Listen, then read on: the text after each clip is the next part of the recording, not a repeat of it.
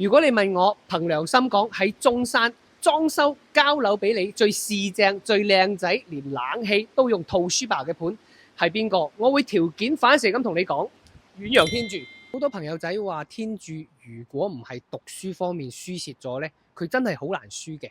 無可否認，天鑄嘅書包仔係一般般，但係天鑄真正嘅業主群體呢，好少會通過去買套樓去解決呢個讀書問題。畢竟作為城區高端改善盤之一呢，佢嘅優點完全已經 cover 咗缺點。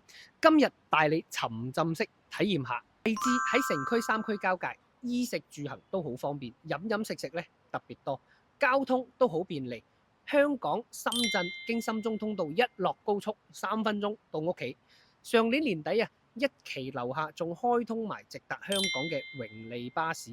天鑄作為少有嘅下沉式園林小區呢，比傳統小區園林係更加之立體，園林景觀更加有層次，而且下沉部分可以作為後期嘅會所使用、辦公書吧、小朋友交際娛樂嘅多功能空間，仲有獨立嘅宴會廳、健身室、golf 模擬遊戲機。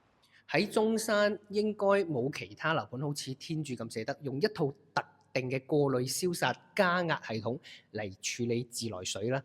經過處理後嘅自來水咧，洗衫唔容易泛黃，玻璃唔容易起水垢，特別係皮膚過敏嘅朋友，呢套系統真係福音啊！車庫入戶嘅位置咧，做咗星空頂棚，返屋企都有住酒店嘅迎賓感，好正啊！佢全部都係2梯3戶嘅。咁今日我哋會睇4個戶型，分別係116方、142方同埋177方，其中142方咧有2個戶型嘅。專梯入戶呢個空間咧係俾你一個人使用嘅。咁我哋呢個116平方咧係經典嘅4葉草戶型，4房改3房嘅格局。一入嚟咧，佢其實係改咗個家政間加呢一個嘅獨立辦公區，然後咧廚房位置呢個中島台，亦都係交付嘅一個標準。而家好流行係做開放式嘅一個推拉門廚房啦。咁呢個客廳咧，四正正連接住我哋一個大陽台。大陽台咧係做咗一個風窗設計嘅。咁大陽台又連接翻我哋南向嘅客房。客房外面就係另一間客房。咁呢2間房作為小朋友房咧，同父母房係分開嘅，互不打擾，隱私性會更高，所以佢就叫4葉草戶型。